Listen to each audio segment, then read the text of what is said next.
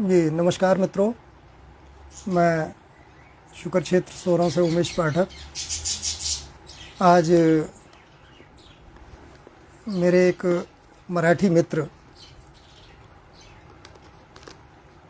जो महाराष्ट्र में नांदेड़ में भारतीय स्टेट बैंक प्रशासनिक अधिकारी हैं, राहुल खटे जी। आप एमए हिंदी, एमए अनुवाद हिंदी भाषा एवं तकनीक विद हैं। 2 माह पूर्व उन्होंने अपनी एक पुस्तक मेरे पास अध्ययन के लिए भेजी कि मैं इस पुस्तक को पढूं और उसकी समीक्षा लिखूं। तो आज वही मन हुआ कि लेखन तो जब होगा तब होगा ही, लेकिन फेसबुक लाइव में आकर इस पुस्तक पर कुछ कहा जाए। तो सबसे पहले मैं आप सभी के लिए ये पुस्तक दिखा रहा हूँ। पुस्तक का नाम है राजभाषा हिंदी के नमोन्वेषी आयाम, नई शिक्षा नीति 2020 के लिए उपयुक्त राजभाषा हिंदी के वैज्ञानिक और तकनीकी पक्षों का अन्वेषण। बिल्कुल नई चीज़ है हिंदी और भारतीय भाषाओं के तकनीकी अध्ययन के लिए। तो इस पुस्तक पर मैं चर्चा करूं उसके पहले कुछ भूमिका इसकी मुझे बनानी होगी।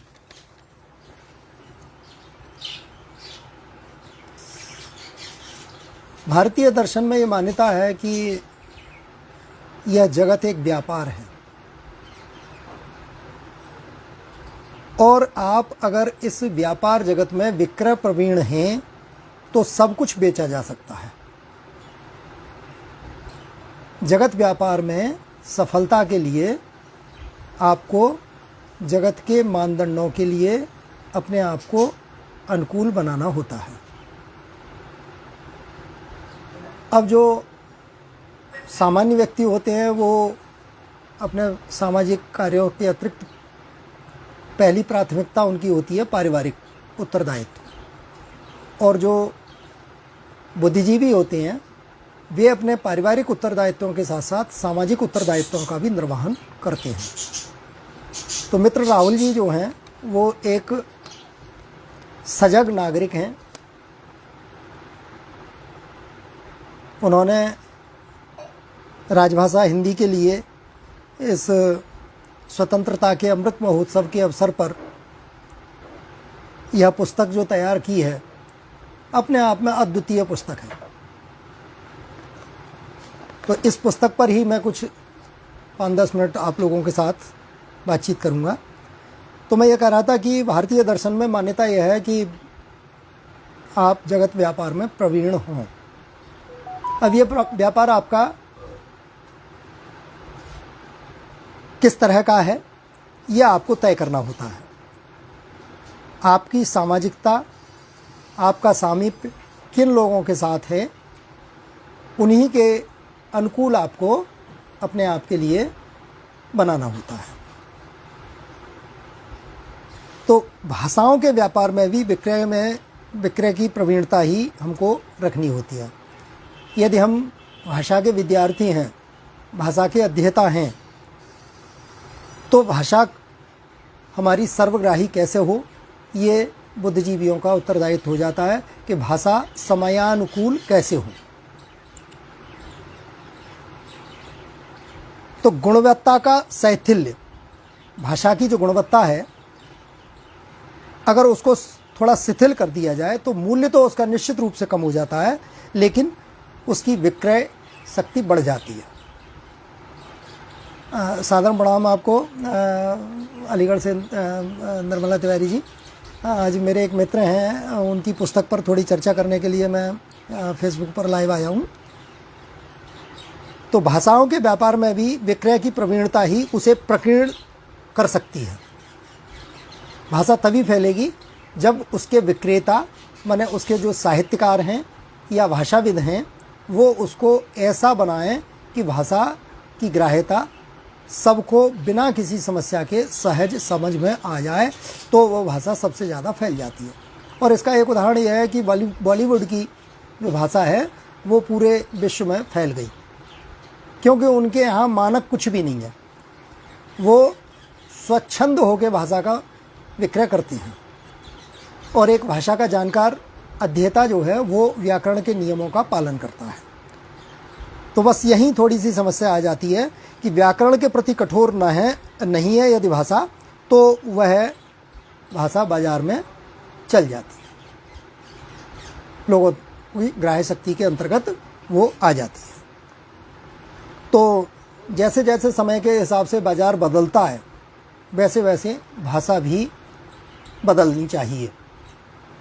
वर्तमान में जो तकनीकी के माध्यम से रोजगार की संभावनाएं अधिक हैं, विज्ञान नहीं मैं साइंस कहूँगा, साइंस के माध्यम से रोजगार की संभावनाएं अधिक हैं कला वर्ग और वाणिज्य वर्ग की अपेक्षा।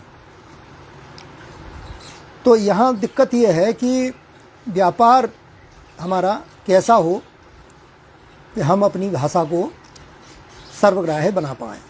तिवारी जी प्रणाम। मेरे मित्र हैं राहुल खटे जी, उनकी ये पुस्तक है।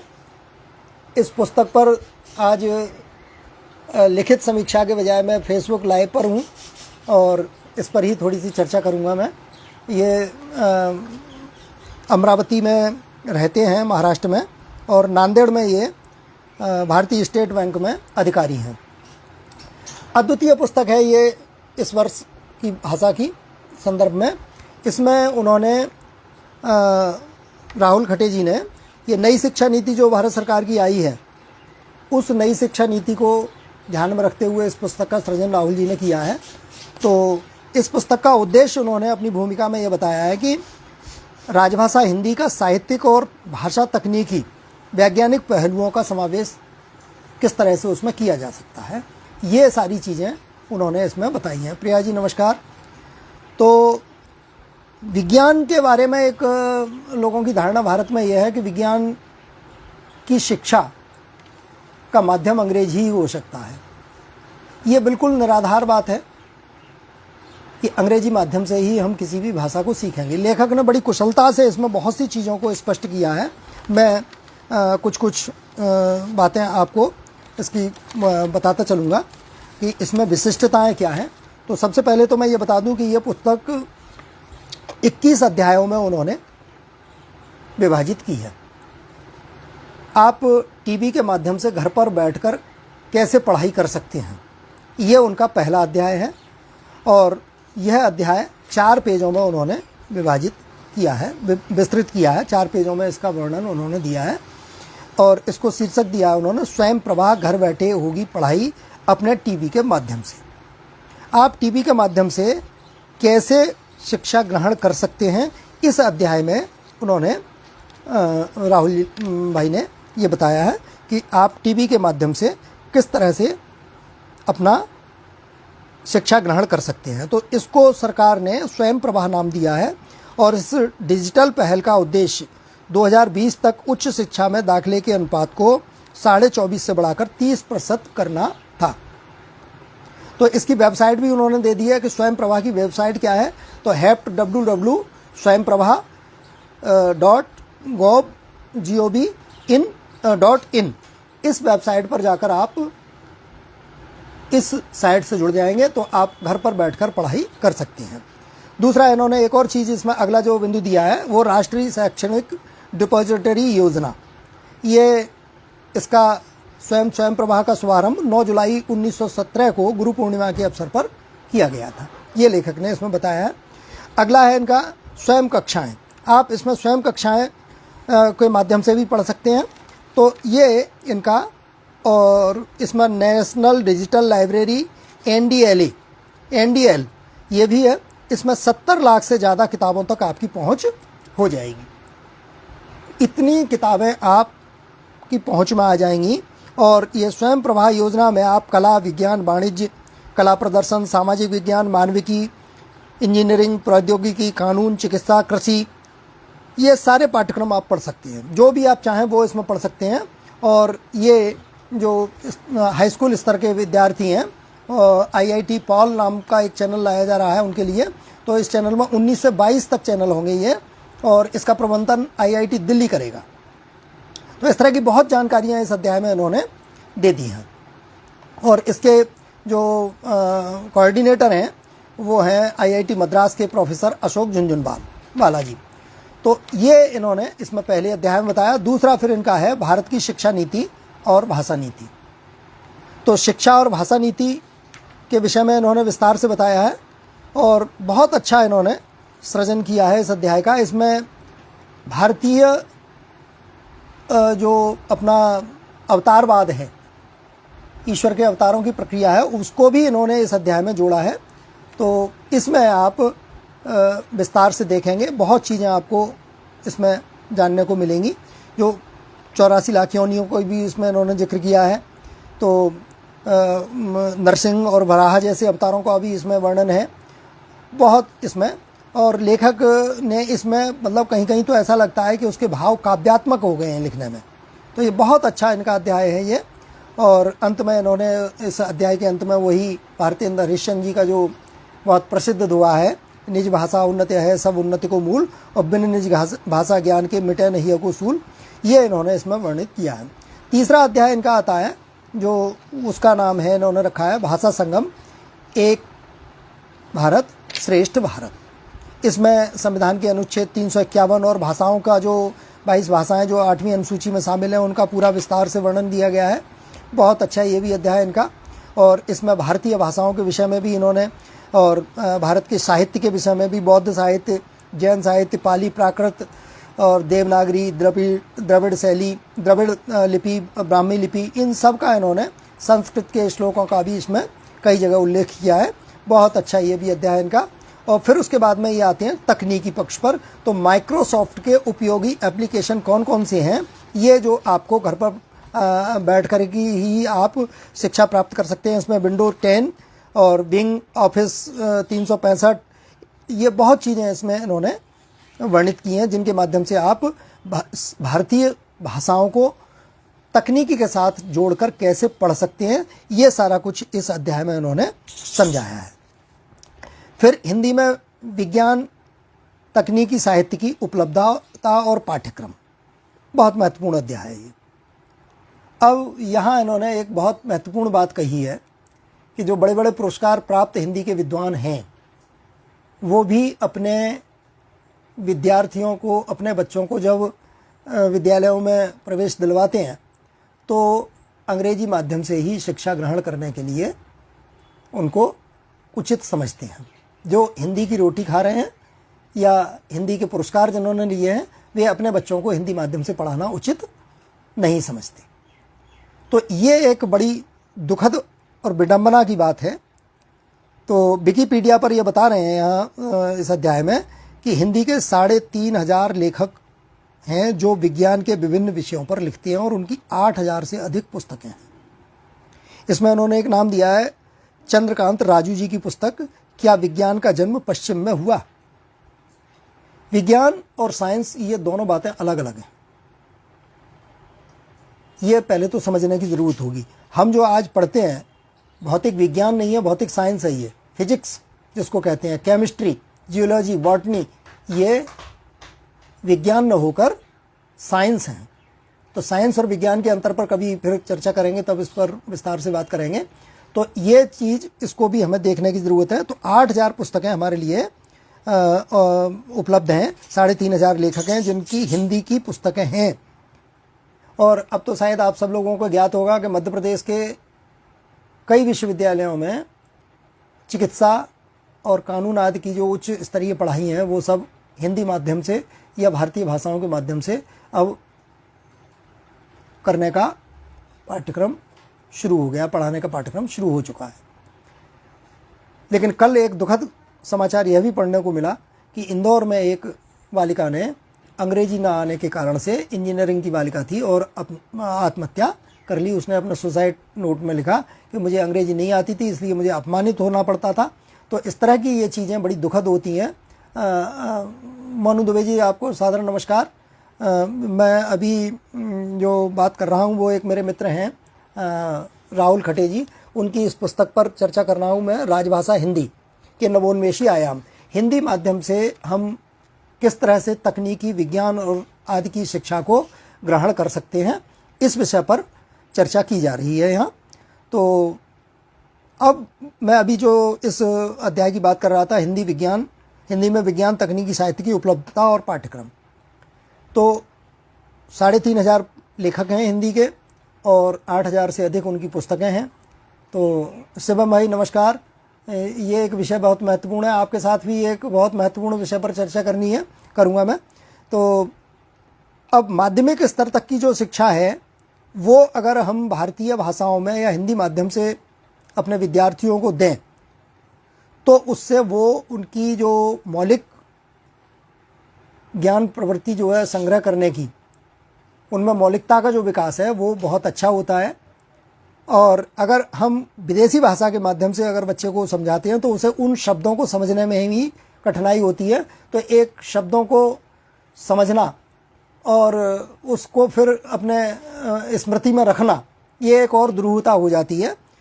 तो अंग्रेजी या अन्य जो भाषाएं हैं, जिनके विदेशी भाषाएं जो हमारे नित्य प्रयोग की भाषाएं नहीं हैं, निरंतर प्रयोग की भाषाएं नहीं हैं, उन भाषाओं के माध्यम से अगर हम शिक्षा देंगे अपने छोटे बच्चों को तो वो मातृभाषा की अपेक्षा कठिन रहती है। तो उच्च स्तरीय शिक्षा में भले ही उस चीज़ को थोड़ा ध्यान दे लिया जाए, मेरी अपनी मान्यता है, लेखक का तो कुछ अलग ही विचार है। तो उसमें जो हीन भावना है बच्चों में वो नहीं होनी चाहिए, ऐसा माध्यम हमारा शिक्षा का हो, ये इसमें लेखक ने बताया है। तो बहुत अच्छा अध्याय है इनका, ये 8-10 पेज का अध्याय है, बहुत अच्छा। इसमें इन्होंने संदर्भों का भी जिक्र किया है, संत गाडगे अमरावती विश्वविद्यालय का। तो ये पूरा अध्याय इसमें बहुत अच्छा है। इसको भी आप जब पढ़ेंगे, पुस्तक में देखेंगे और समझने का प्रयास करेंगे तो नई चीज़ें, एकदम नई चीज़ें आपके सामने समझ में आएंगी आपको। तो जो प्रतिभाशाली विद्यार्थी हैं उनको अपनी प्रतिभा को उजागर करने में किसी भी तरह की कठिनाई नहीं होगी और वो अपनी प्रतिभा को बहुत अच्छे से व्यक्त कर पाएंगे। एक उदाहरण और भी दिया जाता है कि जो रूस है, चीन है या इजराइल आदि देश हैं, ये सभी देश अपनी मातृभाषा में शिक्षा देते हैं। तो हमें भारतीय भाषाओं में शिक्षा देने में क्यों कठिनाई होती है, अंग्रेजी को क्यों हम विद्यार्थियों के ऊपर थोप रहे हैं, ये सारी चीज़ें इन्होंने इस अध्याय में वर्णित की हैं। और फिर ये इनका अगला अध्याय है इडियट वॉक्स टेलीविज़न और किसानों की आत्महत्या है।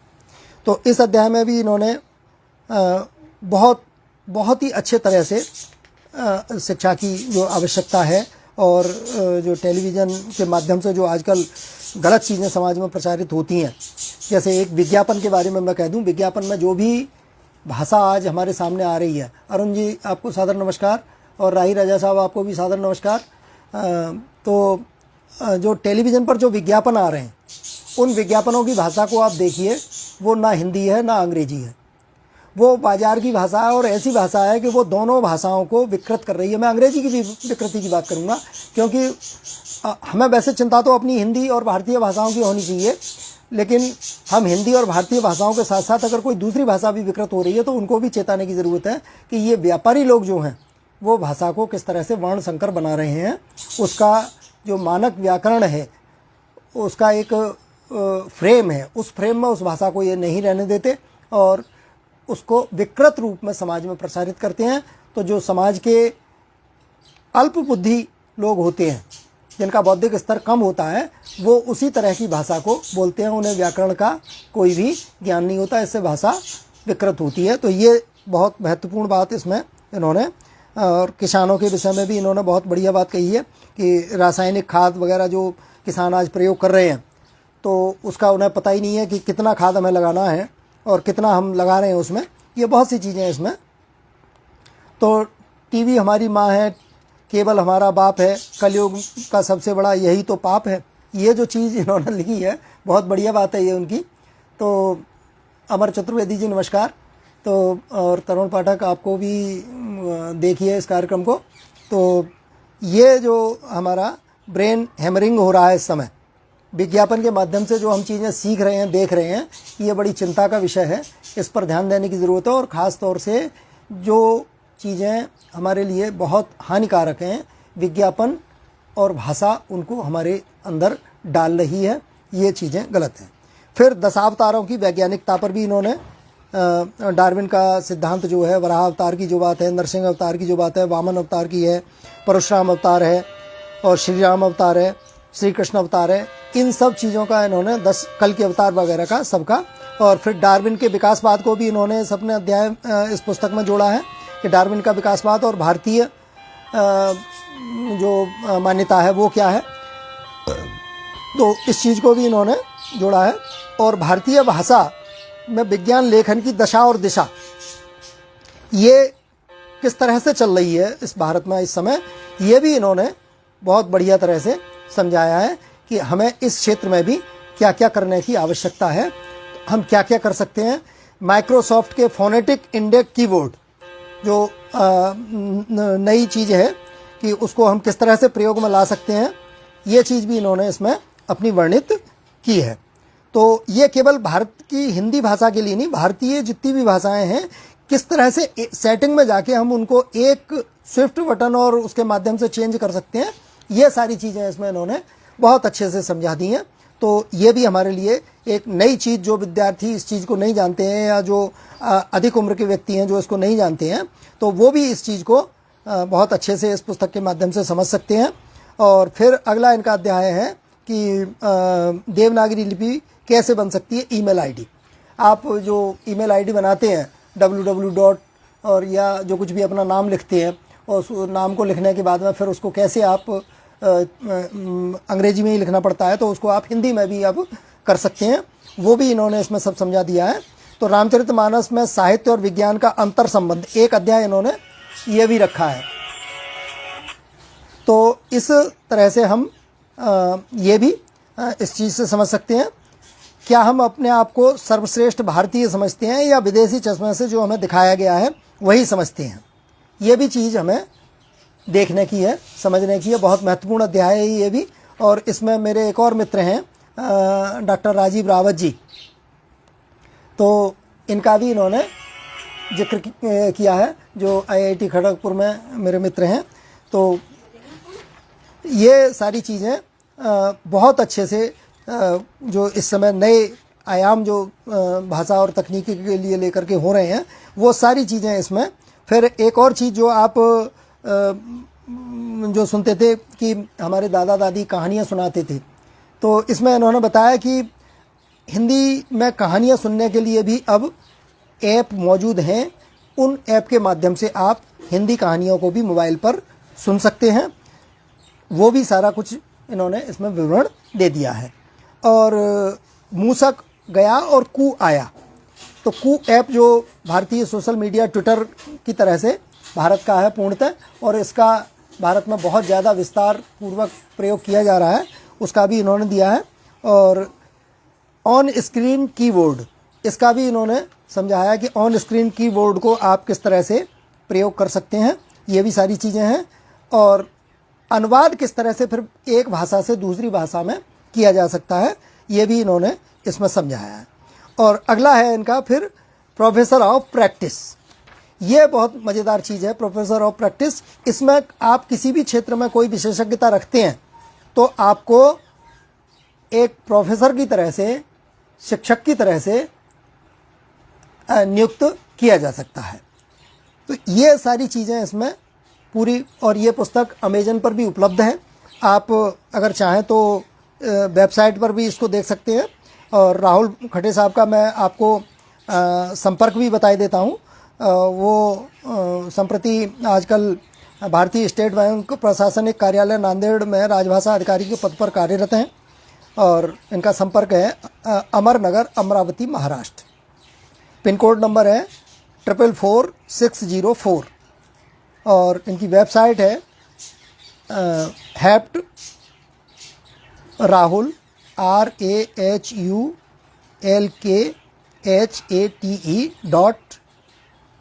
WORDPRESS.com।